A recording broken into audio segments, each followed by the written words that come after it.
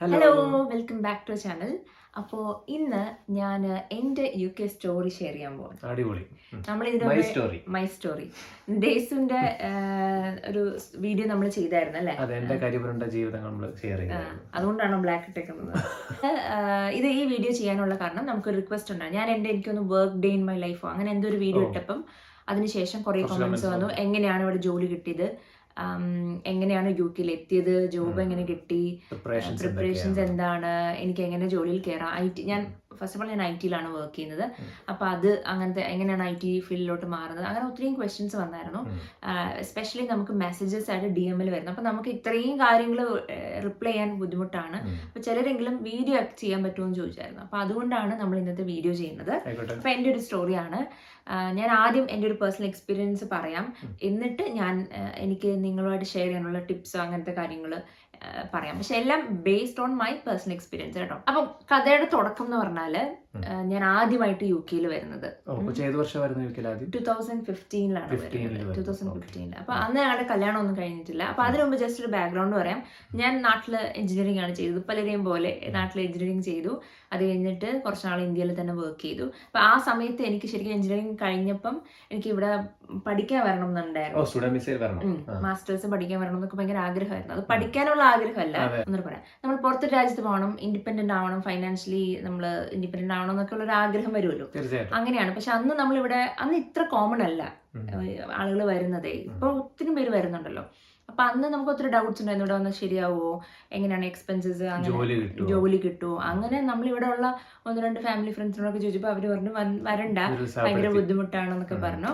Anyway അത് പിന്നെ അങ്ങനെ പ്രൊസീഡ് ചെയ്തില്ല. പക്ഷെ നമ്മൾ അങ്ങനെ ഒരു കാര്യം ആഗ്രഹിച്ചാൽ അത് നടക്കും എന്നുള്ളതിന്റെ ഒരു തെളിവാണ് ഞാൻ UK വന്നത്. അപ്പൊ ഞാൻ അത് കഴിഞ്ഞ് നാട്ടിലല്ല, ഇന്ത്യയിൽ ബാംഗ്ലൂരിൽ വർക്ക് ചെയ്യായിരുന്നു. അങ്ങനെ വർക്ക് ചെയ്യുന്ന സമയത്ത് എനിക്കൊരു ഓപ്പർച്യൂണിറ്റി കിട്ടി ഓൺ സൈറ്റ് വരാൻ വേണ്ടിയിട്ട്. ഓൺ സൈറ്റ് എന്ന് പറഞ്ഞാൽ എല്ലാവർക്കും അറിയാലോ, നമ്മളെ ക്ലയന്റ് സൈഡിലോട്ട് അവർ ഡെപ്യൂട്ട് ചെയ്യും ഏതെങ്കിലും അവർ ഇന്ത്യൻ കമ്പനീസിനൊക്കെ. അത് ഏത് രാജ്യമാവും. അങ്ങനെ എനിക്ക് കിട്ടിയത് UK ആണ്. ഞാൻ ആദ്യമായിട്ട് 2015 ജാനിലാണ് ഞാൻ വരുന്നത്. അപ്പം ഞാൻ വന്നത് ഒരു ടെസ്റ്റ് ലീഡായിട്ടാണ്. അപ്പം എനിക്ക് തോന്നുന്നു നമ്മൾ ഇതിന് മുമ്പിലത്തെ വീഡിയോയിൽ എപ്പോഴെങ്കിലും ടെസ്റ്റിംഗിലാണ് ഞാൻ വർക്ക് ചെയ്യുന്നത് ഷെയർ ചെയ്തതെന്ന് അറിയില്ല. പലരും എന്നോട് ടെസ്റ്റിംഗ് റിലേറ്റഡ് ആയിട്ടുള്ള ക്വസ്റ്റ്യൻസും കാര്യങ്ങളൊക്കെ ഷെയർ ചെയ്യാമോ എന്ന് ചോദിച്ചത്. അപ്പം ഞാൻ സ്റ്റാർട്ട് ചെയ്തത് ഒരു ഡെവലപ്പറായിട്ടാണ്. പിന്നീട് ടെസ്റ്റിംഗിൽ മാറുമായിരുന്നു. എന്തായാലും മാറാൻ കാരണം ഞാൻ 2 വർഷം മെയിൻ ഫ്രെയിം ഡെവലപ്മെന്റ് ആയിരുന്നു. എന്നിട്ട് ആ അക്കൗണ്ട് ഒന്നാമത്തെ എനിക്ക് പ്രോഗ്രാമിങ്ങിനോട് അങ്ങനെ വലിയ താല്പര്യമൊന്നും ഇല്ല. കോളേജിൽ പഠിക്കുന്ന സമയത്തൊക്കെ നമ്മൾ അന്ന് ഒട്ടും താല്പര്യമില്ല. ലാബൊക്കെ ചെയ്യുമ്പോൾ എനിക്ക് അതിൽ വലിയ ഇൻട്രസ്റ്റ് ഇല്ലാന്ന് എനിക്ക് മനസ്സിലായി. പക്ഷേ ഡെവലപ്പറായിട്ട് വർക്ക് ചെയ്യാൻ തുടങ്ങിയപ്പോൾ ഞാൻ അത് എൻജോയ് ചെയ്യുന്നുണ്ടായിരുന്നു. പക്ഷേ പിന്നീട് എനിക്ക് ഈ അക്കൗണ്ട്, ഞാൻ ആ വർക്ക് ചെയ്ത അക്കൗണ്ട് ക്ലോസ് ചെയ്യുന്ന സമയത്ത് ഞാനും എൻ്റെ ഒരു ഫ്രണ്ടും ഉണ്ടായിരുന്നു, ചിങ്ങായിരുന്നു. ഞങ്ങൾ രണ്ടുപേരും കൂടെ അവിടെ പോയിട്ട് അതിൻ്റെ ഹെഡിനോട് ചോദിച്ചു ഞങ്ങൾക്ക് ടെസ്റ്റിങ്ങിലോട്ട് മാറണം. അന്ന് നമ്മൾ വിചാരിച്ചു ടെസ്റ്റിംഗ് ഭയങ്കര എളുപ്പമാണ് എന്നൊക്കെ വിചാരിച്ചിട്ടാണ് മാറിയത്. പക്ഷേ എനിക്ക് സത്യം പറഞ്ഞാൽ പേഴ്സണലി ഇപ്പോഴും പലരും ചോദിക്കാറുണ്ടേ എന്തിനാ ഡെവലപ്മെന്റിന് തിരിച്ചു പൊക്കൂടെ എന്ന്. പക്ഷേ എനിക്ക് എൻ്റെ കരിയറിൽ എനിക്ക് ഒത്തിരി ഓപ്പർച്യൂണിറ്റീസ് കൊണ്ടുവന്നത് ടെസ്റ്റിംഗ് ആണ് കേട്ടോ. അതുകൊണ്ട് ഞാൻ അതിൽ ഹാപ്പിയാണ്. പക്ഷെ ഞാൻ ഇപ്പൊ ടെസ്റ്റിംഗിലല്ല വർക്ക് ചെയ്യുന്നത്. ആ റോള് മാറി. അത് പക്ഷെ ഇത്രയും വർഷം കഴിഞ്ഞിട്ടാണ്, കുറെ വർഷമായി ഞാൻ ജോലി ചെയ്യാൻ തുടങ്ങിയിട്ട്. അപ്പൊ എനിവേ നമ്മള് പോയിന്റിൽ നിന്ന് മാറിപ്പോന്നു. അങ്ങനെ നമ്മള് ആദ്യമായിട്ട് ഞാൻ ടെസ്റ്റ് ലീഡായിട്ടാണ് വർക്ക് ചെയ്തത്. ഇവിടെ വന്നു 1 year ഒക്കെ വർക്ക് ചെയ്തു. അപ്പൊ നമ്മള് കമ്പനിയുടെ ICT വിസ, ICT എന്നാ പറയുന്നത്, ഇൻട്രാ കമ്പനി ട്രാൻസ്ഫർ, അങ്ങനെ ഒരു വിസയിലാണ് വരുന്നത്. അത് കഴിഞ്ഞ് തിരിച്ച് നാട്ടിൽ പോയിട്ട് 2000 നിന്നു. എന്നിട്ട് നാട്ടിൽ പോയി. അത് കഴിഞ്ഞ് 2017 ഞാൻ വീണ്ടും വന്നു. അതേ അക്കൗണ്ടിൽ തന്നെ വന്ന്, അതേ കമ്പനിയിൽ തന്നെ വന്ന് ജോലി ചെയ്തു. അത് കഴിഞ്ഞപ്പം 2017 1 year കഴിഞ്ഞപ്പം പലരും നമ്മൾ 3 year വിസയൊക്കെ ചോദിച്ചു തുടങ്ങി, എൻ്റെ കൊളീഗ്സ് ഒക്കെ. പക്ഷെ എനിക്ക് ആ സമയത്താണ് കല്യാണ ആലോചന നടക്കുമായിരുന്നു. അപ്പം ഞാൻ തീരുമാനിച്ചു എന്നാ ഇനിയിപ്പം കല്യാണമൊക്കെ നോക്കാം. പക്ഷെ എനിക്ക് അങ്ങനെ UK നിന്നൊന്നും പ്രൊപ്പോസൽസ് ഒന്നും വരുന്നില്ല. അപ്പം ഞാൻ ഓർത്തത് ഇനിയിപ്പോൾ ഞാൻ UK തിരിച്ചു വരില്ല, നാട്ടിലോ അല്ലെങ്കിൽ വേറെ ഏതെങ്കിലും സ്ഥലത്ത് കല്യാണം എവിടെ നിന്നാ ശരിയാവുമെന്ന് അറിയില്ലല്ലോ. അങ്ങനെയാണ് നാട്ടിൽ പോയത്. അപ്പൊ ഒരു സെക്കൻഡ്, അപ്പൊ മൊത്തം ഇപ്പൊ 2 വർഷം എക്സ്പീരിയൻസ് ഉണ്ട്. അത് ഞാൻ അതാണ് ഈ കാര്യം പറഞ്ഞത്, എനിക്ക് എക്സ്പീരിയൻസ് ഉണ്ട് എന്ന് പറയാൻ വേണ്ടിയിട്ടാണ്. എനിവേ അങ്ങനെ ഞാൻ നാട്ടിൽ പോയ സമയത്താണ് നമ്മുടെ കല്യാണം സെറ്റ് ആവുന്നു. എന്നിട്ട് ഞങ്ങള് 2018 നമ്മുടെ കല്യാണം കഴിഞ്ഞു. അത് കഴിഞ്ഞിട്ട് ഞാൻ ഇവിടെ വരുവാണ്. കല്യാണം കഴിഞ്ഞ് ആദ്യമായിട്ട് വരുമ്പം ഞാൻ എന്ത് ചെയ്തു, ഞാൻ ആ വർക്ക് ചെയ്യുന്ന കമ്പനി തന്നെ ഒരു പ്രോജക്റ്റ് കണ്ടുപിടിച്ചിട്ട് ആ ഒരു കമ്പനിയിൽ തന്നെയാണ് ഇവിടെ വന്നത്. കാര്യം ഞാൻ വിസ അപ്പം ഡിപ്പെൻഡന്റ് വിസ ആക്കി. കാരണം ICT വിസയിൽ നിൽക്കുവാണെങ്കിൽ നമുക്ക് സ്വിച്ച് ചെയ്യാനൊന്നും പറ്റില്ല, വേറെ കമ്പനിയിലോട്ട് മാറാൻ പറ്റില്ല. അപ്പം ഞാൻ ഡേയ്സിൻ്റെ ഡിപ്പെൻഡന്റ് വിസയിൽ വന്നു. എന്നിട്ട് അതേ കമ്പനിയിൽ വർക്ക് ചെയ്തു. 6 മാസം ഞാൻ അതേ അവിടെ 6 കമ്പനിയിൽ മാസം ജോലി ജോലി ചെയ്തു. ഇനിയുള്ള കഥയാണ് നിങ്ങൾക്ക് ചിലപ്പം റിലേറ്റ് ചെയ്യാൻ പറ്റുന്നതും അല്ലെങ്കിൽ നിങ്ങൾക്ക് ഹെൽപ്ഫുൾ ആവാൻ പോകുന്നത്. ഓക്കെ, 6 മാസം ജോലി ചെയ്യുന്ന സമയത്ത് ഞാൻ തീരുമാനിച്ചു നമുക്ക് ജോലി മാറണം. കാരണം ഒന്ന്, സാലറി കുറവായിരുന്നു. നമ്മൾ നാട്ടിൽ നിന്നുള്ള കമ്പനി എന്ന് പറയുമ്പോൾ ഡെഫിനറ്റ്ലി ഇവിടുത്തെ സാലറി കിട്ടില്ല. പിന്നെ നമുക്ക് അത് നല്ല സാമ്പത്തികമായിട്ട് പൈസയുടെ നല്ല ആവശ്യം ഉണ്ടായിരുന്നു. പിന്നെ ദൂരം ഉണ്ടായിരുന്നു.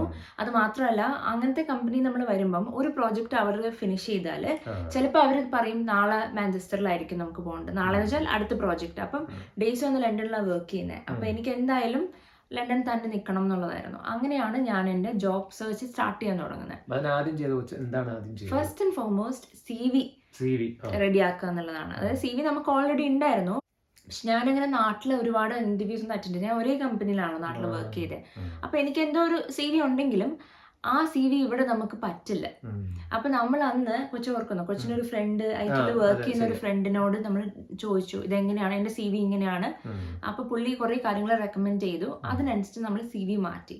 ഒന്നാമത്തെ കാര്യം വെച്ചാല് എന്റെ CV ഭയങ്കര ലെങ്തി CV ആണ്. അതായത് 3-4 പേജുള്ള CV ആണ്.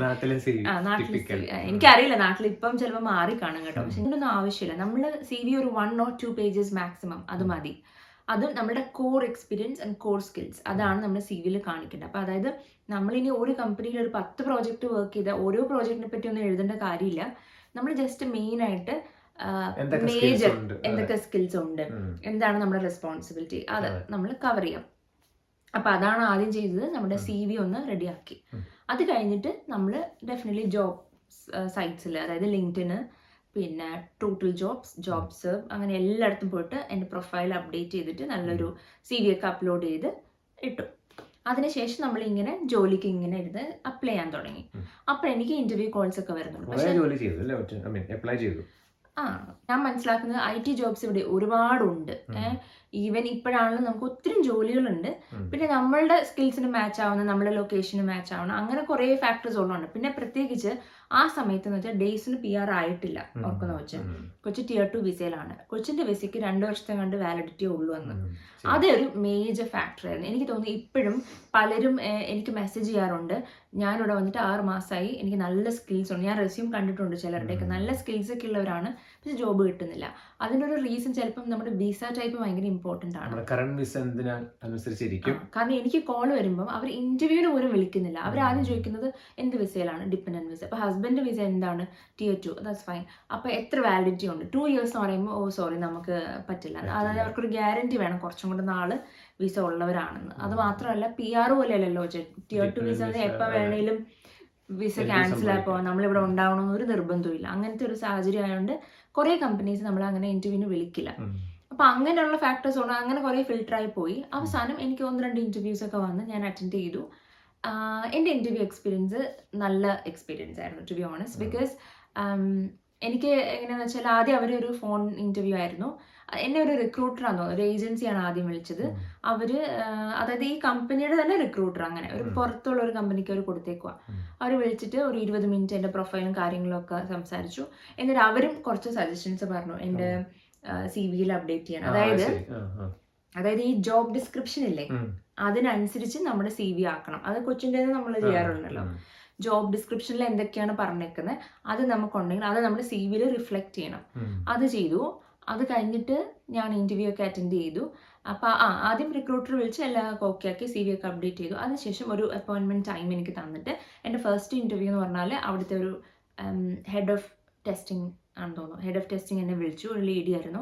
അവർ വിളിച്ചിട്ട് ഒരു അരമണിക്കൂർ എന്നെ ഇന്റർവ്യൂ ചെയ്തു. ആ ഇന്റർവ്യൂ കുഴപ്പമൊന്നുമില്ലായിരുന്നു, ഡിസ്കഷൻ പോലെയായിരുന്നു.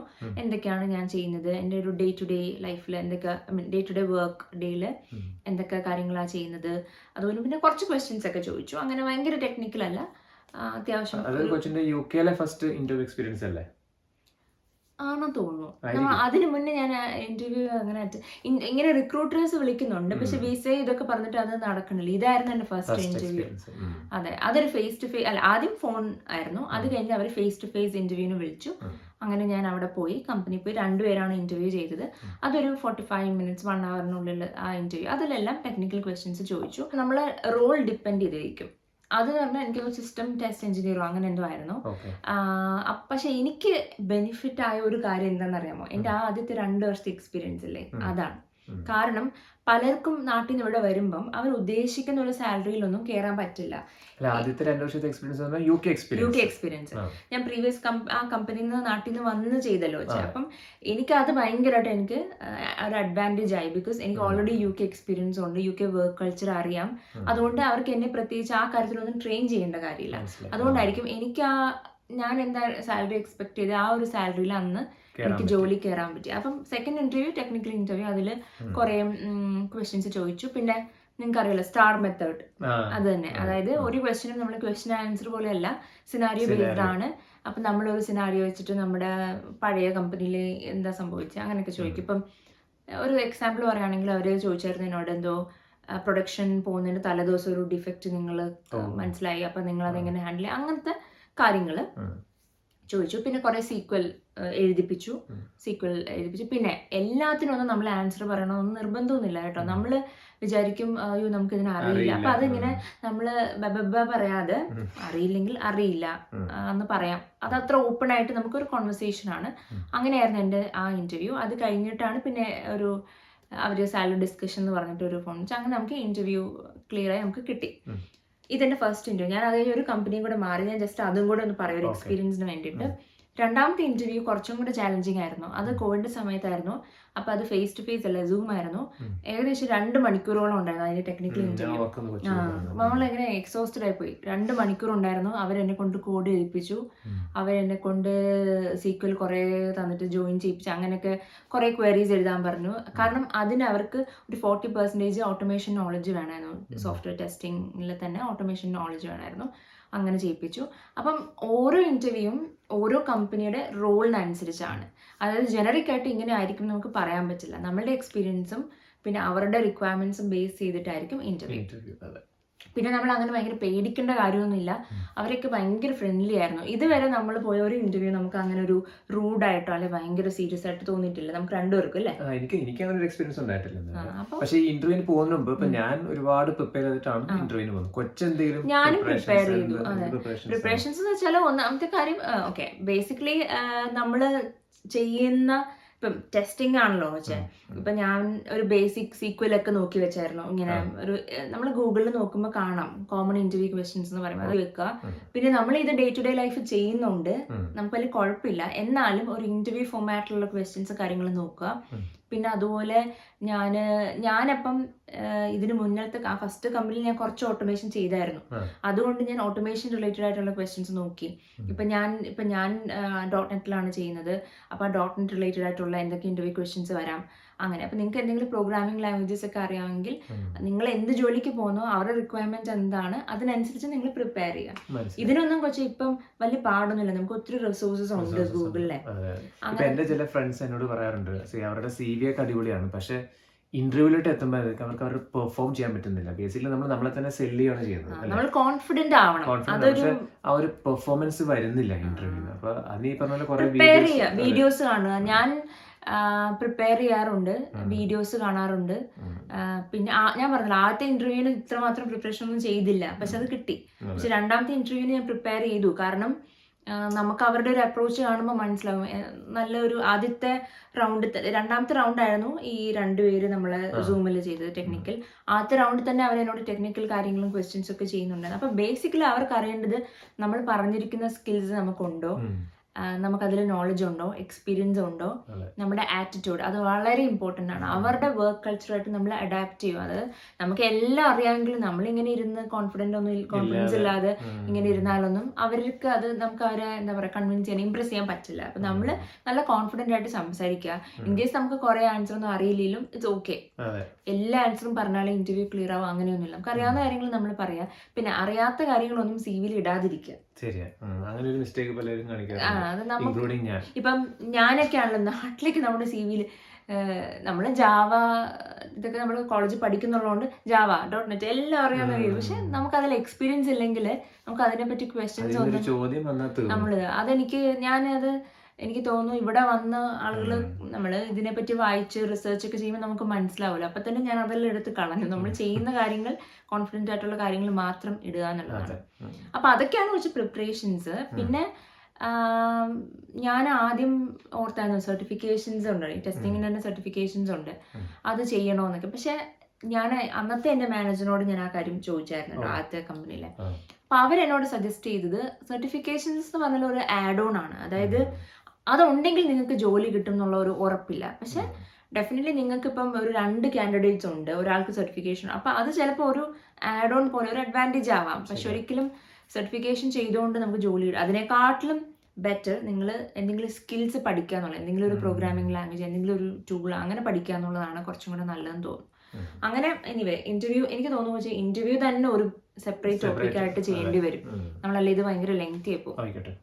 ഓക്കെ, എനിവേ അങ്ങനെയാണ് ഇന്റർവ്യൂ. അത് കഴിഞ്ഞിട്ട് നമ്മൾ ജോലിയിൽ കയറുന്നു. ഓക്കെ, അപ്പൊ കൊച്ചിന്റെ CV ഇപ്പോഴും വെച്ച് അപ്ഡേറ്റ് ചെയ്യുന്നുണ്ടോ? ഇപ്പോഴും അപ്ഡേറ്റ് ചെയ്യുന്നത് നമ്മളിപ്പോൾ ജോലി നോക്കാത്തതുകൊണ്ട് ഞാൻ അപ്ഡേറ്റ് ചെയ്യുന്നില്ല. പക്ഷെ ഞാൻ റീസെന്റ് ഞാൻ എൻ്റെ റോൾ ചേഞ്ച് ചെയ്തു. ഞാൻ ആക്ച്വലി ഇപ്പോൾ ഒരു BA ആയിട്ടാണ് വർക്ക് ചെയ്യുന്നത്. അതുകൊണ്ട് ഞാൻ ജസ്റ്റ് ഒരു CV ഉണ്ടാക്കിയിട്ടുണ്ട്. പക്ഷെ ഓർക്കുന്നു ആ ഫ്രണ്ട് പറഞ്ഞില്ല, IT-കാരൻ ഫ്രണ്ട് പറഞ്ഞു നിങ്ങൾ എപ്പോഴും 6 മാസം കൂടുന്തോറും അപ്ഡേറ്റ് ചെയ്യണം, CV അപ്ഡേറ്റ് ചെയ്തുകൊണ്ടേയിരിക്കും. തീർച്ചയായിട്ടും. പക്ഷെ നമ്മൾ അങ്ങനെ ജോബ് സ്വിച്ച് ചെയ്യാത്തതുകൊണ്ട് അതിന് വലിയൊരു ഇമ്പോർട്ടൻസ് കൊടുക്കുന്നില്ല എന്നേ ഉള്ളൂ. പക്ഷെ അപ്ഡേറ്റ് ചെയ്ത് വെക്കുക എന്നുള്ളതാണ്. പിന്നെ ഇവിടെ നമുക്ക് റെഫർ ചെയ്യാൻ പറ്റും. പലരും എന്താ ഇന്റർവ്യൂ കോൾസ് വരുന്നില്ല എന്ന് പറയുന്നത് ഒന്നാമത്തെ കാര്യം. നമ്മുടെ CV ഇവരൊക്കെ കുറച്ച് ഈ CVയിലെ കീവേഡ്സ് വെച്ചിട്ടായിരിക്കും ഇവർ സെർച്ച് ചെയ്യുന്നത്. അപ്പൊ നമ്മുടെ CVയിൽ ആ പ്രോപ്പർ കീവേഡ്സ് വേണം, എന്നാലേ നമ്മുടെ അവർക്ക് വിസിബിൾ ആവുള്ളൂ. പിന്നെ റെഫറൻസ് ഇപ്പം ഞാൻ എൻ്റെ കമ്പനിയിൽ 1-2 പേരൊക്കെ റെഫർ ചെയ്തിട്ടുണ്ട്. പക്ഷെ അവർക്ക് ആർക്കും കോൾ വന്നിട്ടില്ല. ഐ മീൻ അവർ റിപ്ലൈ ചെയ്തു പൊസിഷൻ ഇല്ല എന്ന് പറഞ്ഞിട്ട്. അപ്പം അത് എഗെയിൻ വിസ ഭയങ്കര ഇമ്പോർട്ടൻ്റ് ആണ്. പക്ഷെ ഇപ്പൊ ഡിപ്പെൻഡന്റ് വിസ ആയതുകൊണ്ട് എനിക്ക് സത്യം അതൊരു പ്രിവിലേജ് ആണ്. ബിക്കോസ് ഡിപ്പെൻഡന്റ് വിസ ആയതുകൊണ്ട് ജോലി കിട്ടും എന്നല്ല, സ്കിൽസ് വേണം. പക്ഷെ അത് നമുക്ക് കുറേ കാര്യങ്ങളിൽ നമ്മൾ നമ്മളെ സേവ് ചെയ്യും. ബിക്കോസ് നമ്മുടെ ഒരു പ്രോപ്പർ വിസയാണ്. അങ്ങനെ ഇപ്പൊ ഞാൻ PR-ലായതിനു ശേഷം ആരും ചോദിക്കത്ത പോലില്ല വിസ എന്താന്ന്. Because PR, that's it. അപ്പൊ അതൊരു ഇതാണ്. പക്ഷെ എന്ന് കരുതി ജോലി കിട്ടില്ല എന്നോ അല്ല. ഇപ്പൊ എനിക്ക് പരിചയമുള്ള ഫ്രണ്ട്സ് ഒക്കെ ഉണ്ട് ഈ ഡിപ്പെൻഡന്റ് വിസയിലും Tier 2 വിസ. പിന്നെ ജോലി കിട്ടുക എന്ന് പറയുന്നത് എവിടെയാണെങ്കിലും അത്ര ഈസി ആയിട്ടുള്ള ഒരു കാര്യമല്ല. ഇപ്പൊ ഞാൻ എനിക്ക് തോന്നുന്നു വെച്ചാൽ ഈ ആദ്യത്തെ ഇന്റർവ്യൂ ചെയ്യുന്ന സമയത്ത് തന്നെ പാരലലി 1-2 ഇന്റർവ്യൂസിന് ഞാൻ പോയിട്ടുണ്ട്. ഇന്റർവ്യൂ അല്ല, കുറച്ച് ഓർക്കുന്നുണ്ടോ, ഒരു ടെസ്റ്റിനൊക്കെ ഞാൻ പോയായിരുന്നു ഏതൊരു ഇന്റർവ്യൂവിന് മുമ്പായിട്ടുള്ള. അപ്പം നമുക്ക് എന്താ പറയാ, അത്ര എളുപ്പമൊന്നും അല്ല. ഇപ്പൊ എനിക്ക് ആ പ്രീവിയസ് എക്സ്പീരിയൻസ് ഉള്ളതുകൊണ്ട് കുറച്ചും കൂടി എളുപ്പമായി കാര്യങ്ങൾ. പക്ഷെ എല്ലാവർക്കും അങ്ങനെ ആവണമെന്നില്ല. പലരും ചോദിക്കുന്നതാണ് ഇപ്പം ചിലർക്ക് ടെസ്റ്റിങ്ങിലോട്ട് മൂവ് ചെയ്യണമെന്നുണ്ട്, അപ്പൊ വേറെ ഫീൽഡാണ്, മാറാൻ പറ്റും, ഒരു കുഴപ്പമില്ല മാറുന്നതിന്. പക്ഷെ നമ്മൾ വിചാരിക്കുന്ന സാലറിയിൽ കയറാനോ അങ്ങനെയൊന്നും പറ്റില്ല ഇനിഷ്യലി. ഇപ്പൊ എന്റെ കൂടെ ജോലി ചെയ്യുന്നവര് അവര് ഫൈനാൻസ് അത് വേറൊരു ഫീൽഡിൽ നിന്നാണ് IT-ലോട്ട് വന്നത്. അപ്പൊ അവരെന്താ ചോദിച്ചാൽ അവർ ടെസ്റ്റിങ്ങിന്റെ കോഴ്സ് എടുത്തിട്ട് അങ്ങനെ മൂവ് ചെയ്ത് അവരിപ്പോൾ നല്ല റോളിൽ നല്ല സാലറി ഉണ്ട്. പക്ഷെ അവർ സ്റ്റാർട്ട് ചെയ്തപ്പോൾ ഒരു ജൂനിയർ QA അങ്ങനെയാണ് കയറിയത്. അപ്പം എനിക്ക് ആ ഒരു കാര്യത്തിൽ പറയാനുള്ളത് എപ്പോഴും നമ്മൾ നമ്മുടെ സ്കിൽസ് അപ്ഡേറ്റ് ചെയ്യാന്നുള്ളത്. ഇപ്പം യുഡമി അങ്ങനെയുള്ള സൈറ്റ്സിൽ തന്നെ ഇതിൻ്റെ എല്ലാം കോഴ്സ് എന്ന് പറഞ്ഞാൽ ഈ ടെസ്റ്റിംഗ് ബേസിക്സ് നിങ്ങൾ പഠിച്ചിരിക്കുന്നത് നല്ലതാണ്. ഇപ്പം ഞാനെന്ന് പറഞ്ഞാൽ ഞാൻ അങ്ങനെ ടെസ്റ്റിങ്ങിൻ്റെ ട്രെയിനിങ് ഒന്നും എടുത്തിട്ടില്ല. കാരണം ഞാൻ ഡെവലപ്പറായിട്ട് സ്റ്റാർട്ട് ചെയ്തപ്പോൾ ഞാൻ മെയിൻ ഫ്രെയിം ഡെവലപ്പറായിരുന്നു. അതിലാണ് എന്നെ അവർ കമ്പനി ട്രെയിൻ ചെയ്തത്. ഞാൻ ടെസ്റ്റിങ്ങിലോട്ട് മാറിയപ്പം ഞാൻ ഓൺ ദ ജോബാണ് പഠിച്ചത്. പക്ഷെ ഇത്രയും വർഷം ആയതുകൊണ്ട് നമ്മൾ അത് ഗ്രാജുവലി പഠിച്ചു. നമ്മൾ ടെസ്റ്റിംഗ് തന്നെ ഒരു വാസ്റ്റ് ആയിട്ടുള്ള ഒരു ഏരിയ ആണ്. നമ്മൾ എല്ലാ ജോലിയിലും ഒരേ കൈൻഡ് ഓഫ് ടെസ്റ്റിംഗ് അല്ല ചെയ്യണം. നമ്മൾ ചിലയിടത്ത് ഡേറ്റാബേസ് ടെസ്റ്റിംഗ് ഉണ്ടാവും, ചിലയിടത്ത് BI റിപ്പോർട്ട്സ് ടെസ്റ്റിംഗ് ഉണ്ടാവും, മാനുവൽ, ഫങ്ഷണൽ, അങ്ങനെ പല സംഭവങ്ങളുണ്ടല്ലോ.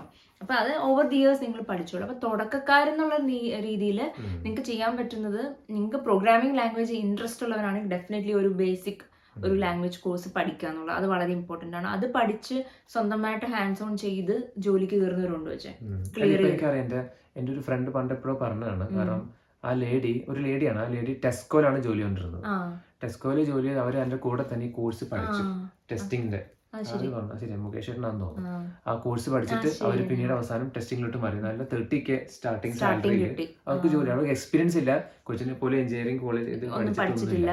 പക്ഷെ എന്നിട്ട് തന്നെ അവർ ആ ഓൺലൈൻ കോഴ്സൊക്കെ പഠിച്ച് അവർക്ക് ടെസ്റ്റിംഗിൽ സ്റ്റാർട്ടിങ് 30K സാലറിയിൽ ഞങ്ങളുടെ 3-4 വർഷം മുമ്പുള്ള കാര്യമാണ് കേട്ടോ. അവർ ജോലിക്ക് കയറി. അങ്ങനെ കയറാൻ പറ്റും, പറ്റില്ല എന്ന് പറഞ്ഞത് ഇത് ഒന്നും ഇമ്പോസിബിൾ അല്ല. പക്ഷെ നമ്മൾ അത്രയും എഫേർട്ട് ഇടണം. പിന്നെ ചിലർ ചോദിക്കുന്നുണ്ട് ഏജൻസി അറിയാമോന്ന്. പേഴ്സണലി ഞാൻ ഏജൻസി ത്രൂ പഠിച്ചിട്ടില്ലാത്തതുകൊണ്ട് എനിക്കത് സജസ്റ്റ് ചെയ്യാനൊരു ബുദ്ധിമുട്ടുണ്ട്. പക്ഷെ എൻ്റെ ഒരു കൊളീഗൊക്കെ ഇപ്പോഴും ഇങ്ങനെ ഏജൻസി ത്രൂ കോഴ്സ് ചെയ്യുന്നുണ്ട്. അപ്പോൾ അവർ എന്താണെന്ന് വെച്ചാൽ ഇവിടുത്തെ ഒരു ട്രെയിനിങ് ഇൻസ്റ്റിറ്റ്യൂട്ടിൽ പോയി പഠിക്കണമെങ്കിൽ അത്യാവശ്യം എക്സ്പെൻസീവ് ആണ്. ഞാൻ ഇടയ്ക്കൊന്നും തിരക്കായിരുന്നു, ഒരാൾക്ക് വേണ്ടിയിട്ട് തിരക്കിയപ്പം 1200 pounds ആണ് ഒരു കോഴ്സിന്. അപ്പോൾ അതത്ര അഫോർഡബിൾ അല്ല. അപ്പോൾ നിങ്ങൾക്ക് ചെയ്യാൻ പറ്റുന്ന നാട്ടിലത്തെ കമ്പനികളുണ്ടല്ലോ ഇങ്ങനെ ട്രെയിനിങ് ഇൻസ്റ്റിറ്റ്യൂട്ട്സ് വെച്ചിട്ട് നിങ്ങൾ ഇവിടെ നിന്ന് ഇരുന്ന് നിങ്ങൾക്ക് ഓൺലൈൻ ചെയ്യാൻ പറ്റും. നമുക്ക് അങ്ങനെ ഒരാളെ അറിയാലോ അങ്ങനെ ചെയ്ത്. അപ്പം അങ്ങനെ നിങ്ങൾക്ക് ചെയ്യാൻ പറ്റും. അതാകുമ്പോൾ വലിയ എക്സ്പെൻസീവ് അല്ല, ഒരു 30,000 അത് താഴേക്ക് ഉണ്ടാവുള്ളൂ. അപ്പോൾ അങ്ങനെ നിങ്ങൾ ചെയ്തിട്ട് നിങ്ങൾക്ക് ഇവിടെ ജോലി അപ്ലൈ ചെയ്യാം. അപ്പോൾ ആ സർട്ടിഫിക്കറ്റ് ഉണ്ടെങ്കിൽ നിങ്ങൾക്ക് ജോലി കിട്ടാം. അങ്ങനെ സർട്ടിഫിക്കറ്റിന്റെ അല്ല, നിങ്ങളപ്പോൾ ആ സ്കിൽസ് പഠിക്കുകയാണ്. അപ്പോൾ അതിൽ അപ്പോൾ അവര് ഹാൻഡ്സ് ഓൺ ഇതൊക്കെ കൊടുക്കും, കുറച്ച് പ്രോജക്ട്സ് ഒക്കെ കൊടുക്കും. അപ്പോൾ അങ്ങനെ ചെയ്യാൻ പറ്റും. നിങ്ങൾ സെൽഫായിട്ട് നിങ്ങൾക്ക് ലേൺ ചെയ്ത് പഠിക്കുന്നതും അങ്ങനെ ഒരു ഒരു എന്താണ് ഗൈഡഡ് ട്യൂട്ടർ അങ്ങനെ പഠിക്കുന്നത് ഡിഫറെൻ്റ് ആണ്. അങ്ങനെ പഠിക്കുമ്പോൾ നമുക്ക് കുറച്ചും കൂടെ നമുക്ക് പെട്ടെന്ന് പഠിക്കാൻ പറ്റും. അപ്പം ഞാൻ റീസെൻ്റ് ആയിട്ട് ലാസ്റ്റ് ഒരു 1 yearലാണ് ഞാനൊരു റോൾ ചേഞ്ച് ചെയ്തത്. അതെന്താ വെച്ചാൽ ഞാനിപ്പോൾ ടെസ്റ്റിങ്ങിൽ കയറിയിട്ട് തന്നെ ഓൾമോസ്റ്റ് ഒരു 10 വർഷമല്ല 8 years എങ്കിലും ഞാൻ ടെസ്റ്റിങ്ങിൽ വർക്ക് ചെയ്തു. ഞാൻ ഭയങ്കര എൻജോയ് ചെയ്ത് വർക്ക് ചെയ്ത ഒരു സംഭവമാണ്. അത് കംപ്ലീറ്റ്ലി വേറെ ടോപ്പിക്ക്, നമ്മൾ വേറെ വീഡിയോ ചെയ്യേണ്ടി വരും. പ്രിപ്പറേഷൻസ് ചെയ്തോന്ന് ചോദിച്ചാൽ ഇല്ല. ഞാൻ ഇതിനു മുന്നേ എൻ്റെ ഒരു പ്രോജക്റ്റിൽ ഞാൻ ചെയ്തുകൊണ്ടിരുന്നപ്പോൾ അവിടുത്തെ എൻ്റെ ക്ലയൻറ്റ്, നമ്മുടെ ക്ലയൻറ്റ് സൈഡ് പ്രോജക്ട് മാനേജർ പറഞ്ഞായിരുന്നു നിനക്ക് നല്ലൊരു BA ആവാൻ പറ്റുന്നത്. അന്ന് എനിക്ക് ആഗ്രഹം ഉണ്ടായിരുന്നു. പക്ഷെ അന്ന് ഞാൻ പിന്നെ അതിന് വേണ്ടിയിട്ടൊന്നും ശ്രമിച്ചൊന്നുമില്ല. നമ്മൾ ICT-യിലായിരുന്നു അന്ന്. അപ്പോൾ ഇവിടെ ഇങ്ങനെ ഒരു ഓപ്പർച്യൂണിറ്റി വന്നു. അപ്പോൾ ഞാൻ ചെയ്തുകൊണ്ടിരിക്കുന്നത് ഞാൻ വർഷങ്ങളായിട്ട് ടെസ്റ്റിങ്ങിലാണ്. അപ്പം എനിക്കൊരു ചേഞ്ച് വേണമെന്ന് തോന്നി. അപ്പം ചേഞ്ച് എടുത്ത് തലയിൽ വെച്ചു. അങ്ങനെയല്ല, ഒരു പുതിയ റോൾ എടുത്തു. കുറച്ചും കൂടെ ചാലഞ്ചിങ് ആണ്, പക്ഷെ എന്നാലും സോഫ ഞാൻ എൻജോയ് ചെയ്യുന്നുണ്ട്. അപ്പം പക്ഷെ എന്താണെന്ന് വെച്ചാൽ BA റോളിന് പ്രത്യേകിച്ച് ട്രെയിനിങ് ഒന്നും ചെയ്തു. ഞാൻ ഓൺലൈൻ ട്രെയിനിങ് ചെയ്തു. ഞാൻ പ്രോഡക്റ്റ് ഓണർ ട്രെയിനിങ് ഒക്കെ CSPO എന്ന് പറഞ്ഞൊരു ട്രെയിനിങ് ഒക്കെ ചെയ്തു. പക്ഷെ അതല്ല, അതിനെക്കാട്ടിലും കൂടുതൽ അതൊരു സർട്ടിഫിക്കേഷൻ ആണ്. അതിനെക്കാട്ടിലും കൂടുതൽ എൻ്റെ ജോലി തന്നെ എനിക്ക് ആ ഒരു ഡൊമൈനിലല്ലേ കുറച്ച് ഞാൻ റീറ്റെയിൽ ഡൊമൈനിലാണ് വർഷങ്ങളായിട്ട്. അപ്പോൾ എനിക്ക് ആ നോളജ് ഉള്ളതുകൊണ്ട് എനിക്ക് അങ്ങനെ എക്സ്ട്രാ ഒരു ട്രെയിനിങ് ഒന്നും ചെയ്യേണ്ടി വന്നില്ല. ബട്ട് ഡെഫിനറ്റ്ലി ഇതാണ് എൻ്റെ ഒരു സ്റ്റോറി. അപ്പം എനിക്ക് തോന്നുന്നു നമ്മൾ ഓൾമോസ്റ്റ് CV-യുടെ കാര്യം പറഞ്ഞു, ജോബ് സെർച്ചിന്റെ കാര്യം പറഞ്ഞു, സർട്ടിഫിക്കേഷൻസിന്റെ കാര്യം പറഞ്ഞു, ഇന്റർവ്യൂ എക്സ്പീരിയൻസ് പറഞ്ഞു, എല്ലാം ഷെയർ ചെയ്തെന്ന് വിചാരിക്കുന്നു. ഇനിയിപ്പോൾ ഇന്റർവ്യൂ മാത്രമായിട്ട് കൂടുതലായിട്ട് എന്തൊക്കെ ക്വസ്റ്റ്യൻസ് ആണ് ചോദിച്ചത് നമുക്ക് ഡീറ്റെയിൽ ആയിട്ട് വീഡിയോ ചെയ്യാം. അപ്പം ഇത്രയൊക്കെയാണ് ഇന്നത്തെ വീഡിയോയിൽ ഞങ്ങൾക്ക് നിങ്ങളോട് ഷെയർ ചെയ്യുന്നത്. മൈ സ്റ്റോറിയൊക്കെ പറയാനാണ് ഒരുപാടുണ്ട്. നമ്മളിതിപ്പം ചെറിയൊരു വീഡിയോയിലാക്കണ്ടോണ്ടാണ് എല്ലാം ഒന്ന് ടച്ച് ചെയ്ത് പറഞ്ഞത്. ഇതിനർത്ഥം എൻ്റെ ഇവിടെ വന്നിട്ട് എനിക്ക് ജോലി വേണം അപ്പം തന്നെ ജോലി കിട്ടുക അങ്ങനെയൊന്നുമല്ല. എല്ലാവർക്കും അവരുടേതായ സ്ട്രഗിൾസ് ഉണ്ട്. ഞാനും സ്ട്രഗിൾ ചെയ്തിട്ടുണ്ട്. ഞാനിപ്പം ഒത്തിരി ചെയ്തിട്ടുണ്ട്. പക്ഷെ എനിക്കാണെങ്കിലും എൻ്റെ ജോബിലൊക്കെ സ്ട്രഗിൾസും കാര്യങ്ങളും ഒക്കെ ഉണ്ട്. ജോബ് ഹണ്ട് നമ്മളെപ്പോഴും ബെസ്റ്റ് കാര്യങ്ങളായിരിക്കും നിങ്ങളായിട്ട് ഷെയർ ചെയ്യുന്നത് കേട്ടോ. അപ്പം ഇത് കണ്ടിട്ട് അവൾക്ക് ഈസി ആയിട്ട് ജോലി കിട്ടിയെന്ന് നിങ്ങൾ ചിന്തിക്കണ്ട. എല്ലാവർക്കും അതിൻ്റെതായ ബുദ്ധിമുട്ടുകളും കാര്യങ്ങളും ഉണ്ട്. ജോലി കിട്ടാൻ പാടാണ്, ജോലി മെയിൻറ്റെയിൻ ചെയ്ത് പാടാണ്, അതിൽ മുന്നോട്ട് പോകാൻ പാടാണ്. പക്ഷെ നമുക്ക് ചെയ്യാൻ പറ്റും, അത്രേ ഉള്ളൂ. അപ്പോൾ ഇത്രയൊക്കെ ഉള്ളൂ. നമുക്ക് വീണ്ടും അടുത്ത വീഡിയോ കാണാം.